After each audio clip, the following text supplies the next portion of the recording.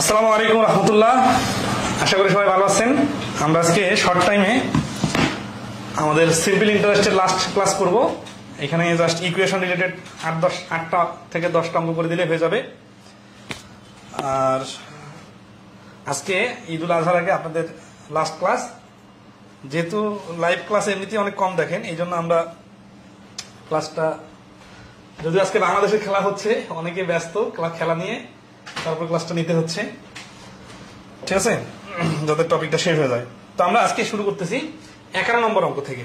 যারা একটু জয়েন করবেন লাইভে তারা রেসপন্স করবেন, যদি এমনিতে এই গ্রুপে লাইভ ক্লাস দেখার সংখ্যা অনেক কম। আচ্ছা, এখন আমরা বলছি if the interest of টাকা is at 8% in 4 years is টাকা is, then is equal to, ঠিক আছে। আচ্ছা, মানে হচ্ছে যে যদি 8 টাকা বিনিয়োগ করে 8% হারে 4 বছরে 8 টাকা সুদ পাওয়া যায়, তাহলে 8 এর মান কত? তাহলে আমরা সমীকরণটা ডাইরেক্ট লিখতে পারি। হিয়ার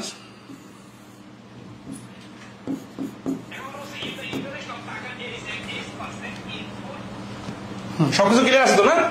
ওকে, তাহলে এখানে কি হচ্ছে যে 8 টাকা হচ্ছে 800, 8% মানে নিচে একটা 100 গুণন 4 ইয়ার্স, এটা হচ্ছে তাহলে এত টাকার এত পার্সেন্ট হারে এত বছরের সুদ সমান সমান 8 টাকা। তাহলে এই 4 দিয়ে 100 কে কাটলে হচ্ছে 25, এইচ আর এইচ দুই পাশে এইচ এইচ বাদ কেটে দেওয়া যায়, তাহলে এইচ ইকুয়াল টু হচ্ছে 25। তাহলে এই প্রশ্নের অ্যান্সার হচ্ছে 25। তার মানে 25 টাকা 25% হারে 4 বছর রাখলে এটা 25 টাকা ইন্টারেস্ট দিবে। খুবই সিম্পল ব্যাপার, যার সমীকরণটা সাজায় নিতে পারলেই হয়ে গেল। 12 নম্বর বলতেছে যে if simple interest on a certain sum of money is টাকা 256 and the rate of interest per annum equals the number of years, তার মানে বলতেছে যে সিম্পল ইন্টারেস্ট একটা নির্দিষ্ট টাকার উপর 256 টাকা, 256 টাকার নাম কি? নাম হচ্ছে interest. and the rate of interest per annum, প্রত্যেক বছরের সুদের হার হচ্ছে the number of years, বছরের সমান। then the rate of interest is, তাহলে ইন্টারেস্টের রেটটা কত? তাহলে রেট, এই যে rate equal to x% and time also x years, মানে যেহেতু এখানে x% আর এখানে x ইয়ার্স দুটো সেম হবে, ঠিক আছে না? কারণ ইন্টারেস্টের রেট আর নাম্বার অফ ইয়ার্স সেম। তাহলে প্রশ্ন মতে কি হবে? আচ্ছা, if a simple interest on a certain sum of money is টাকা এত and the rate of interest per annum equals the number of years, then the rate of interest is, তাহলে এখানে প্রিন্সিপাল তো দেওয়া নেই, তাহলে প্রিন্সিপাল তো ধরলাম, হ্যাঁ, principal into x%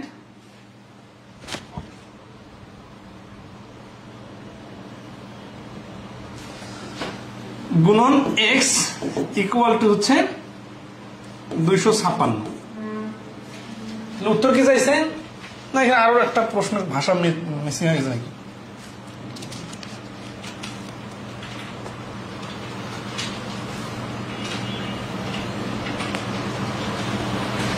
If simple interest on a certain amount, আচ্ছা তাহলে সেই প্রিন্সিপালটা তো এখানে দেওয়া নেই, প্রিন্সিপালটা দেওয়া থাকা লাগতো। যদি প্রিন্সিপাল দেওয়া না থাকে তাহলে আমরা প্রিন্সিপালটা যদি আমরা 100 ধরি, simple interest on a certain sum of money, certain সামটা কত? সার্টেন সামটা জানি না, x টাকা ধরতে পারি, আমি 100 টাকা ধরতে পারি, and the rate of interest per annum equals the number of years. তাহলে এই দুটো x ঠিক থাকবে। আচ্ছা, এখানে x এর জায়গায় p এর জায়গায় যদি 100 ধরি, তাহলে কি হচ্ছে 100 ডিভাইডেড 100, 100 কাটা x square equal to 256, x equal to হচ্ছে √256, x সমান সমান হচ্ছে 16। তার মানে 100 টাকা 16% হারে 16 বছর রাখলে 256 টাকা পাওয়া যাবে সুদ। কিন্তু এটা আসলে লজিক্যাল হইল না অঙ্কটাতে, হ্যাঁ, কোন ক্লু মিসিং আছে অথবা প্রশ্নটাতে সমস্যা আছে, ঠিক আছে? কারণ কি যে আমার আসলটা যে 100, এটার তো কোনো মানে ইয়া নাই।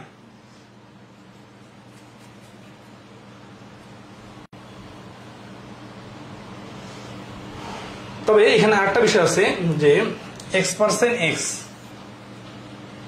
যদি 200 টাকা হইতো তাহলে x% হারে x বছরে তো এত টাকা হইতো না, ভিন্ন হইতো। তাহলে এখানে আসলটাতে 100 অথবা যে কোনো একটা সংখ্যা বলা থাকলে অঙ্কটা বেশি লজিক্যাল হইতো। তারপর যেহেতু এইভাবে আছে 100 ধরে আপাতত করেন। তারপর আমরা কি বলছেন, হাউ মেনি ইয়ার্স টাকা 150 will produce the same interest at 8% as টাকা 800 প্রডিউস ইন 3 ইয়ার্স এট 4.5%। এটা খুবই ইম্পর্টেন্ট একটা অঙ্ক। দেখেন 2023 সালে আসতে, মানে ইম্পর্টেন্ট এই জন্য যে এই আইটেমের অঙ্ক আসতে পারে, ঠিক আছে। এখন ওই যে যত তত অঙ্ক আর কি। 800 টাকা প্রডিউস ইন 3 ইয়ার্স এট 4.5%। 800 টাকা প্রডিউস, প্যাসিভ ভার্স কিন্তু না, অ্যাক্টিভ ভার্স। হ্যাঁ, 3 বছরে 4.5% এর 800 টাকার যত সুদ হয় 150 টাকা 8% আরে ইন হাউ মেনি ইয়ার্স, কত বছরে তত সুদ হবে। তাহলে let time equal to x.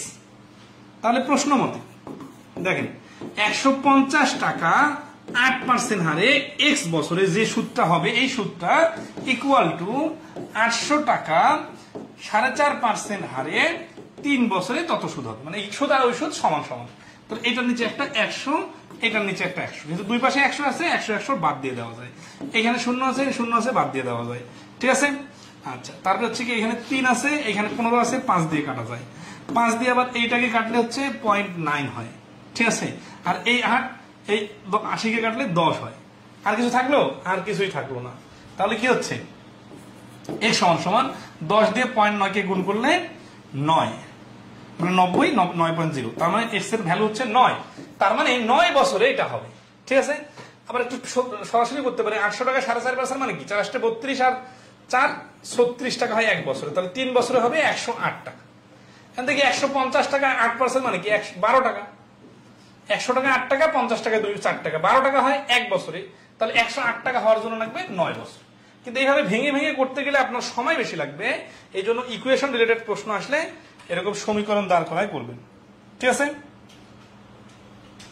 আচ্ছা, সবাই কি ক্লিয়ারলি বুঝতে পারছেন কিনা একটু কমেন্টে জানাবেন। হ্যাঁ, 54 নম্বর কি বলছে, টোটাল টাকা 1200 is deposited in 2 saving accounts for 1 year, 1 portion at 5% simple interest and the rest is 7% simple interest. If টাকা 72 was earned in the interest, how much was deposited at 5%? এই আইটেমটা পরীক্ষায় সব থেকে বেশি আসে, যে একটা বড় অ্যামাউন্টের টাকাকে দুইটা পার্টে ভাগ করা হয়। একটা পার্ট একটা হারে আর একটা পার্ট আর একটা হারে রাখা হয়। তারপর একটা টোটাল ইন্টারেস্ট পাওয়া যায়। তখন বলা হয় যে 5% এর কত টাকা রাখা হয়েছে অথবা 7% এর কত টাকা রাখা হয়েছে, ঠিক আছে। তাহলে এই টোটাল ইন্টারেস্টটা কত, 72। তাহলে আমাদের বাড়ি করতে বলছে কি, বাড়ি করতে বলছে যে 5% হারে কত টাকা রাখা হয়েছে। তাহলে এই 5% হারে আমরা ধরলাম x, তাহলে 7% হারে রাখা হয়েছে এই টোটাল 1200 থেকে x বাদ। তাহলে প্রশ্ন মতো লাইনটা কি হবে, x এর 5% প্লাস 1200 মাইনাস x এর 7% ইকুয়াল টু 72। কারণ এই x এর ইন্টারেস্ট আর 1200 মাইনাস x এর ইন্টারেস্ট, দুইটা ইন্টারেস্ট যোগ করলে বা 72 হবে। এখান থেকে ক্যালকুলেশন করলে x এর মান যেটা বাইর হবে সেটা অ্যান্সার। তাহলে এই টাইপের প্রশ্ন কিন্তু সবসময় পরীক্ষায় আসে, ঠিক আছে। আচ্ছা, ওকে। তাহলে এখন আসি এই প্রশ্নগুলো আবার যখন এরকম দুইটা মানে বিষয়টা কিন্তু বুঝতে হবে। হ্যাঁ, যে যখন এরকম দুইটা পার্সেন্টেজ থাকবে, একটা টোটাল টাকাকে দুইটা ভাগ করে দুইটা ভিন্ন পার্সেন্টেজে বিনিয়োগ করা হবে, তখন এই প্রশ্নগুলো রুল অফ অ্যালিগেশনে করা যায়। কিভাবে দেখেন, 1200 টাকা একবার 5% হারে একবার 7% হারে বিনিয়োগ করছে। তাহলে 5% হারে মানে এখানে 5, 7% হারে মানে এখানে 7। আর এই যে 72 টাকা আছে না, এটা হচ্ছে যদি আমরা পার্সেন্টেজ বানাই তাহলে 6% হয়। 6% হচ্ছে মাঝখানে বসবে, এভারেজ মিক্স করার পরে যেটা হচ্ছে 5-6 ডিফারেন্স 1, 7-6 ডিফারেন্স 1। এই যে এক ডিফারেন্স মানে কি সমান সমান। তার মানে 1200 টাকা 5% হারে যত অংশ বিনিয়োগ করা হয়েছে 7% হারেও তত অংশ বিনিয়োগ করা হয়েছে। তাহলে এই প্রশ্নের অ্যান্সার হচ্ছে সি, 600 টাকা। মানে 5% হারে 600 টাকা বিনিয়োগ করা হয়েছে আর 7% হারেও 600 টাকা বিনিয়োগ করা হয়েছে। এখানটা যদি খেয়াল করেন যে এই 72 টাকা এটা 1200 এর সাথে পার্সেন্টেজ মিলে যাচ্ছে, এই জন্য 6% বানাইলাম। কিন্তু এটা অঙ্ক আরেকভাবে করা যেত। কিভাবে, যে এখানে 72 টাকাকে বসাই দিলাম, মানে মিক্স করার পরে এভারেজ মোটের উপর যে টাকাটা পাইছে 72 টাকা, এটা 1200 এর 5% হচ্ছে 60, 1200 এর 7% হচ্ছে 84। এইরকম অঙ্ক কিন্তু পরীক্ষায় বেশি আসবে, পরে আমরা দেখাচ্ছি। 60 আর এখানে যদি 84 বসাই, আর বিয়োগ করলে দুই পাশে 12 আর 12 হবে, 12:12 মানে যা, 1:1 মানে তা। মানে অ্যান্সার কিন্তু ঠিকই থাকবে, অর্থাৎ 1200 টাকাকে সমান সমান দুই ভাগে ভাগ করতে হবে, ঠিক আছে। আচ্ছা, ওকে। 55 নম্বর কি বলছে, এ সাম অফ টাকা 1550 is lent out into 2 parts. 1550 টাকাকে দুই ভাগে ভাগ করা হলো, one at 8% and another at 6%, একটা 8% এ একটা 6% হারে। If the total annual income is টাকা 106, যদি টোটাল অ্যানুয়াল ইনকাম 106 হয়, find the money lent at each rate. তাহলে দুটোই বার করতে হবে। এবার এটা রুল অফ এলিগেশনও করা যাবে, আবার সমীকরণ ধরে করা যাবে। আগের অঙ্কটার সাথে হুবহু মিল আছে, নিজে করে নেবেন, ঠিক আছে। আচ্ছা, এই অধ্যায়ে আমাদের টোটাল অঙ্ক আছে 61টা, আমরা 56তে আছি, মানে আর 2-3টা অঙ্ক করলে হয়ে যাবে, ঠিক আছে। So cool. P charges at 7%, P আর কি 7% হারে চার্জ করে পার সিম্পল ইন্টারেস্টে, and Q and R lends at a certain sum to R, and টাকা 2500 to Q। তবে P charges at simple interest to Q and R and lends a certain sum to R, and টাকা, তাহলে R এর কাছে কিছু টাকা দিল P, P আর কি চার্জ করে, তার মানে P হচ্ছে ব্যাংক আর R হচ্ছে কাস্টমার, একে 2500 টাকা দিল, P R কে কিছু টাকা দিল, certain sum মানে কত টাকা বলে নাই, to R, and টাকা 2500 to Q, কিন্তু Q কে দিল 2500 টাকা। After 4 years P completely received টাকা 1120 as interest, তখন P কি পাইলো, R এর কাছ থেকে আর Q এর কাছ থেকে, দুইজনের কাছ থেকে মিলে পাইলো কত টাকা, 1120 টাকা ইন্টারেস্ট হিসাবে, ঠিক আছে। From Q and R, find the sum lent to R, R কে কত টাকা দেওয়া হয়েছিল, তাহলে ধরি লেট R কে দেওয়া হয়েছিল X টাকা, তাহলে প্রশ্ন মতে কি, প্রশ্ন মতে হচ্ছে দুইজনকে যেহেতু সেম পার্সেন্টেজে দেওয়া হয়েছে, তাহলে X এর 7% গুণন 4 বছর পরে কিন্তু দেখেন, প্লাস এটা হচ্ছে P এর কাছ থেকে, মানে R এর কাছ থেকে প্রাপ্ত ইন্টারেস্ট, Q এর কাছ থেকে প্রাপ্ত ইন্টারেস্টটা হবে 1550, সরি 2500, হ্যাঁ 2500 গুণন 7% গুণন 4। এই কাজটা আলাদা আলাদা করে না লিখে, যেহেতু দুই জায়গায় 7% আর 4 জিনিসটা কমন আছে, তাহলে আমরা ডাইরেক্ট লিখতে পারতাম 2500 প্লাস X এর 7% গুণন 4, এই দুইটা যোগ করে ইকুয়াল হচ্ছে কত, 1120 টাকা। এই 7% আর 4 এটার নিচে 100 আছে, ঠিক আছে না, তাহলে এই 100টা এই পাশে যে আমরা আর গুণ করে দিতে পারি ডাইরেক্ট, তাহলে ওই পাশে চলে গেল। আর 7 আর 4 আছে না, 4 7 28, এটাকে ডাইরেক্ট গুণ কাটাকাটি করতে পারি আমরা, 4 দ্বারা যদি কাটি 3 আর 4 12, সরি 4 2 8, 32 4 32 280, আবার 7 দ্বারা যদি কাটি 40, তার মানে 4000 হচ্ছে আর কি। তাহলে এই 2500 প্লাস X সমান সমান যদি 4000 হয়, তাহলে X সমান সমান 4000 মাইনাস 25, তার মানে হচ্ছে 1500। তাহলে এই প্রশ্নের অ্যান্সার হচ্ছে এ 1500 টাকা। আশা করি সবাই ধরতে পারবেন, ঠিক আছে। আচ্ছা, তাহলে এই যে সমীকরণ সাজানোটা খুবই ইম্পর্টেন্ট। এখানে কিন্তু আলাদা আলাদা করে লেখার থেকে একবারে যে লেখা যায়, এটা কিভাবে বুঝলাম, কারণ দুই জায়গাতে ইন্টারেস্ট রেট 7%, দুই জায়গাতে সময় 4 বছর, তাহলে 2500 টাকা দিছে কিউ কে, আর আর কে দিছে X টাকা, তাহলে দুটো যোগ করলে তো টোটাল ইনভেস্টমেন্টটা হয়ে যাচ্ছে। আচ্ছা, এখন আসি নেক্সটে। আচ্ছা, এই অঙ্কটাও কি এলিগেশনে করা যাইতো না, কারণ 1120টা হচ্ছে টোটাল ইন্টারেস্ট, তো কত টাকার ইন্টারেস্ট আসলটা জানা নেই।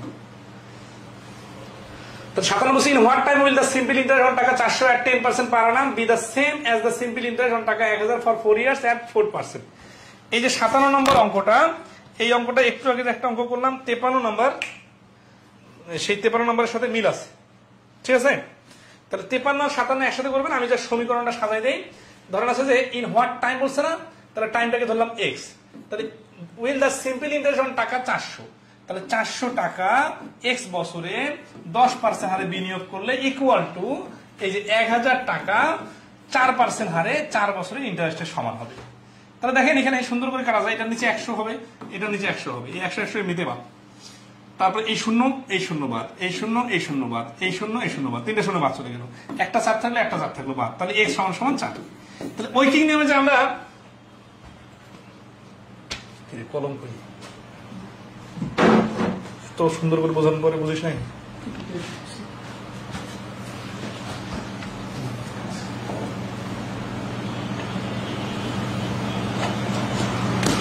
আচ্ছা, তাহলে X এর মান হচ্ছে 4 ইয়ার্স। আচ্ছা, এটা হচ্ছে কি এমডিএস মেথডে ওইকিং নিয়মে যখন আমরা দুই পাশ থেকে কাটাকাটি করি, এরকম বিষয়টা, ঠিক আছে, খুব সহজে কাটাকাটি করা যাবে।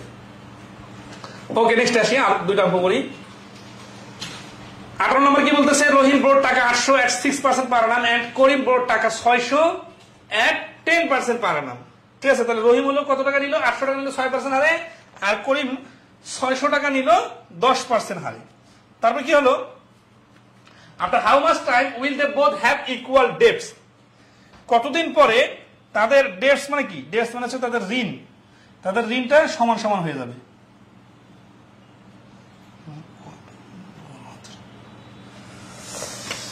তাহলে কতদিন পরে হবে এটা আমরা জানি না, তাহলে আমরা এখানে কি কি আমাদের জানা নাই, আমাদের এক্সটা জানা নাই, ঠিক আছে।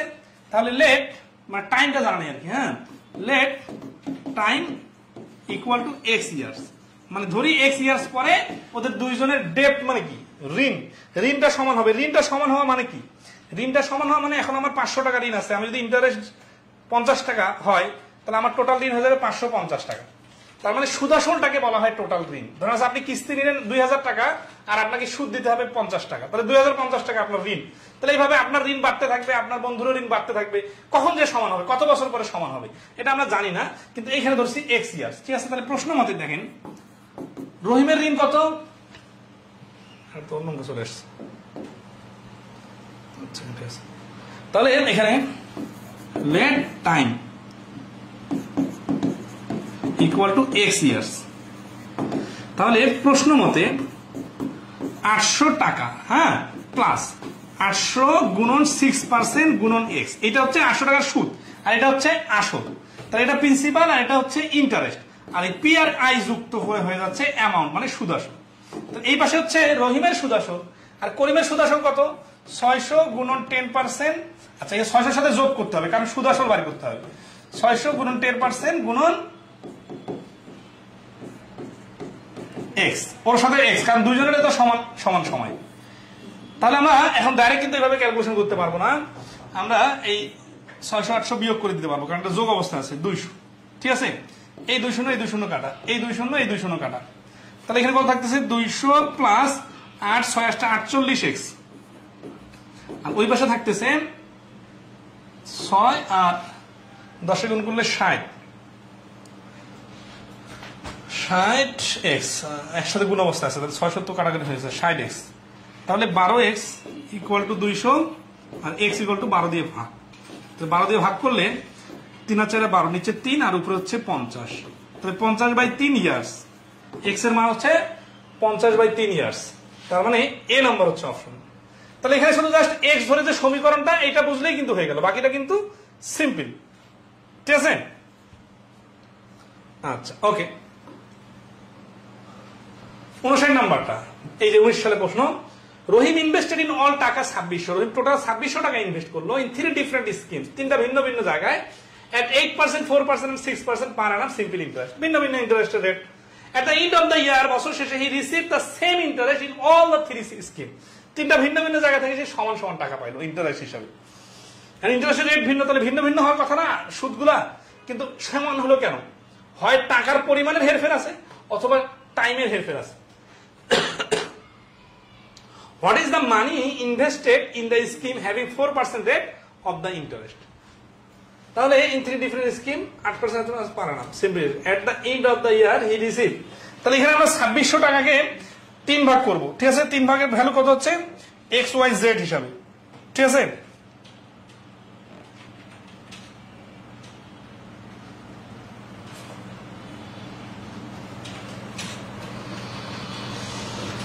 ছাব্বিশশো টাকা যদি আমরা এখন ধরেন 3 জন আছে তো এই জন্য 3টা ধরতে হবে, তাহলে লেট 3 schemes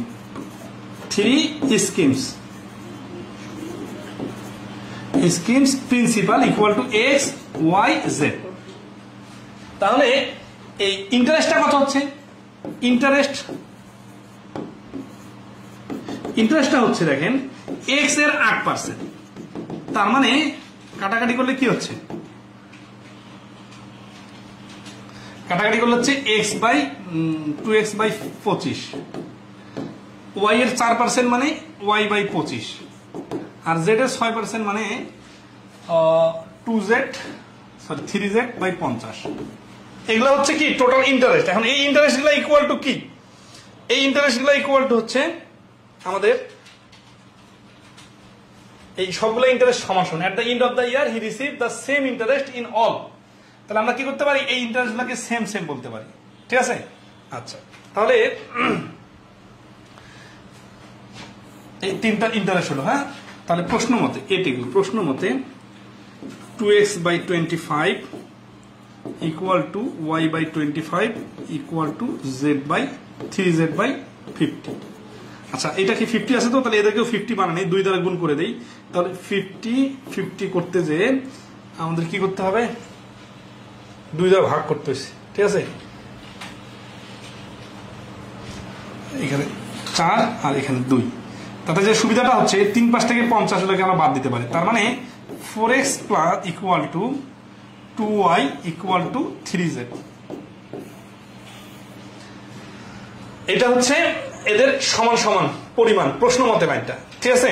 আচ্ছা এখন নেক্সটে আমরা যদি আসি, এখন আমরা কি করব, আরেকটা আমাদের ক্লু দেওয়া আছে না, 2600 টাকা total x plus y plus z সমান সমান 2600 টাকা। এত জটিল প্রশ্ন ইয়াতে দিছে, এমসিকিউতে দিছে, দেখছেন, অপশন ধরে করতে হবে হয়তো বা এমসিকিউ জন্য। আচ্ছা দেখি তাহলে is the same interest at all, what is the money invested at the scheme having 4%।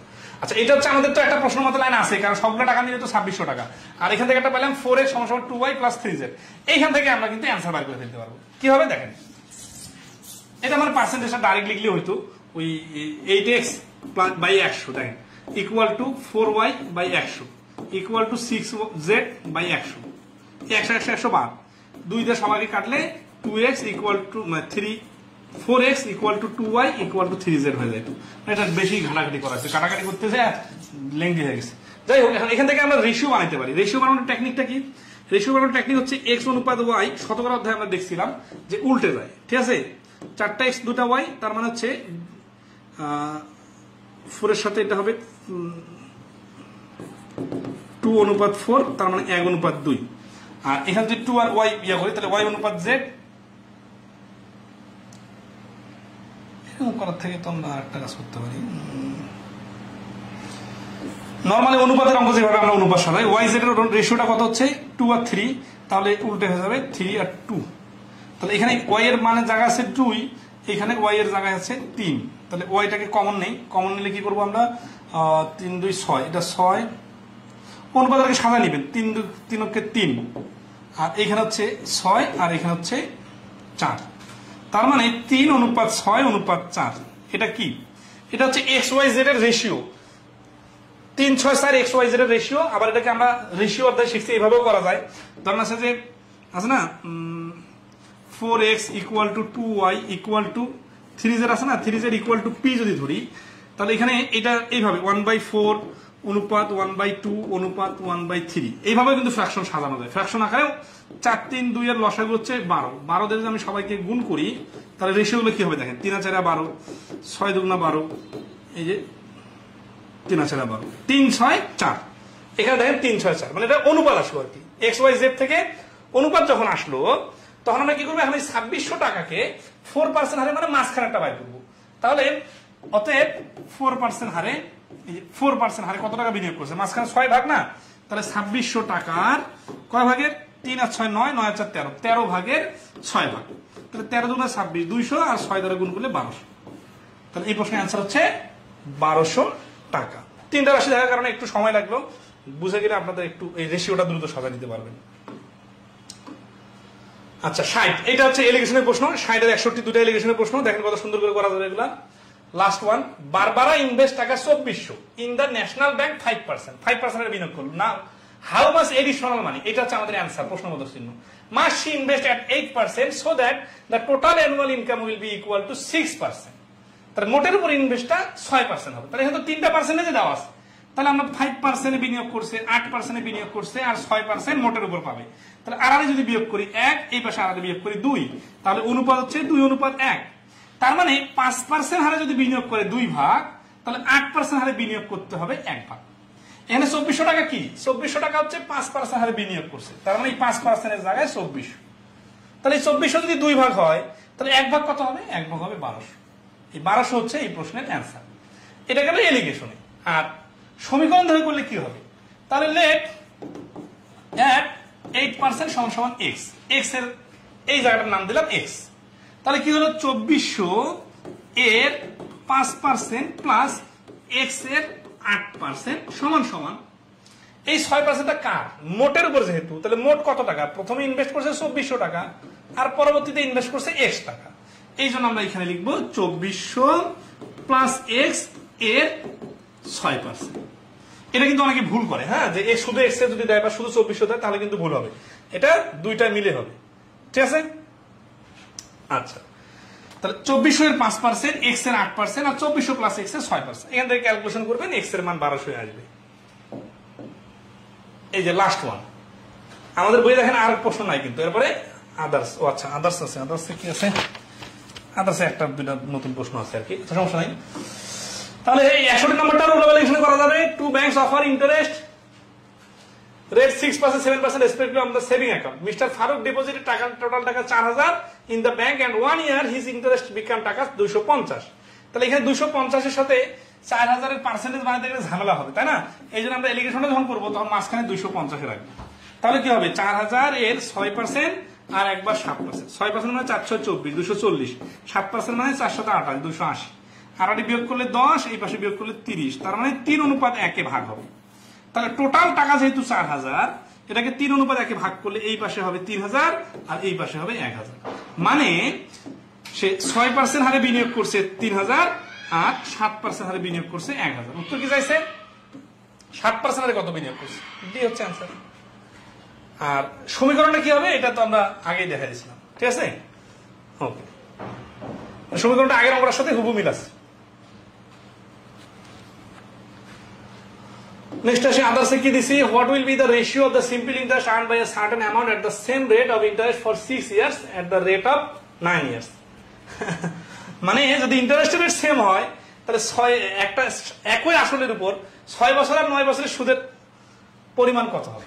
তাহলে দেখেন, এটা যদি আসলটা আমরা 100 ধরি, 100 ধরি, অনুপাতটা সাজাই, তাহলে 100টাতে ইন্টারেস্টের রেট ধরেন x%, আর একটা হচ্ছে 6 বছর, এখানে 100 ইন্টারেস্টের রেট x%, আর একটা হচ্ছে 9 বছর। তাহলে এই দুই অনুপাতে তো 100 আর 6% x% কাটা যাবে, কারণ সেম সেম। তাহলে এই বছরটাই হবে তাদের ইন্টারেস্টের রেশিও, তার মানে 2:3 হচ্ছে এই প্রশ্নের অ্যান্সার, দিতে আছে। এরকম খুবই সিম্পল প্রশ্ন দিয়ে আপনাদেরকে ঘাবড়ায় দিতে পারে, ঠিক আছে।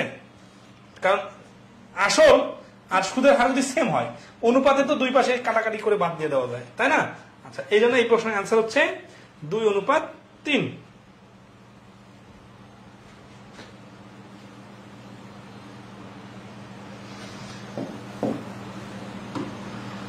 নেক্সট আসি, the interest charge on a loan is P per টাকা 1000 for the first quarter and Q per টাকা 1000 for each month after the first quarter. How much interest will be charged for the first year? আর টাকা 10000। এই প্রশ্ন হুবহু আমাদের বইয়ের মধ্যে করে দেওয়া আছে, মানে এর আগে আমি করে দিছি।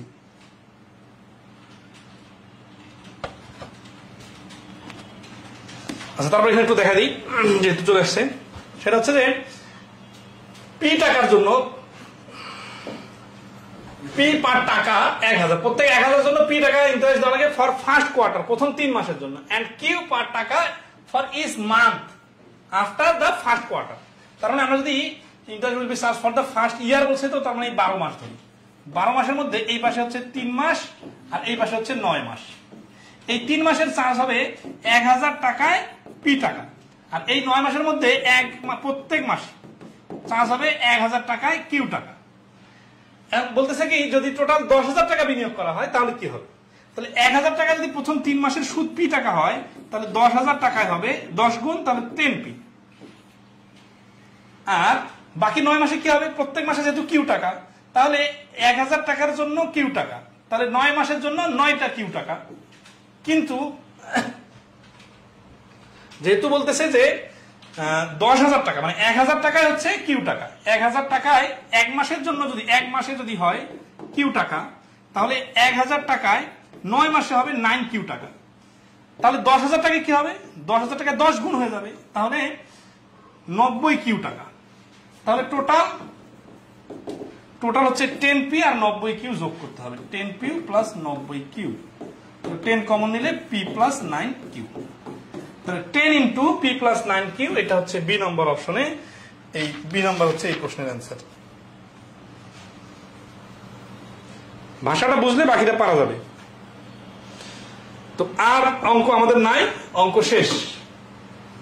63টা অঙ্কই ছিল আমাদের এই টপিকে, যেহেতু কোম্পানি ইন্টারেস্ট আমরা আলাদা করছি। তো আজকে এই পর্যন্ত রাখলাম, ভালো থাকবেন সবাই, ইনশাল্লাহ আগামীতে দেখা হবে। সবাইকে পবিত্র ঈদুল আজহার শুভেচ্ছা থাকলো, ঈদ মোবারক। ঈদের পরে আপনাদের সাথে নতুন টপিকে ক্লাস শুরু হবে, গ্রুপে সবসময় আপডেট পাবেন।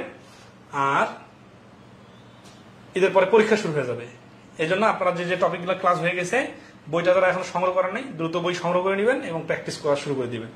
ঈদের পরে পরীক্ষার সাথে ক্লাসে কন্টিনিউয়াস চলবে। ধন্যবাদ সবাইকে, এ পর্যন্ত ভালো থাকবেন সবাই।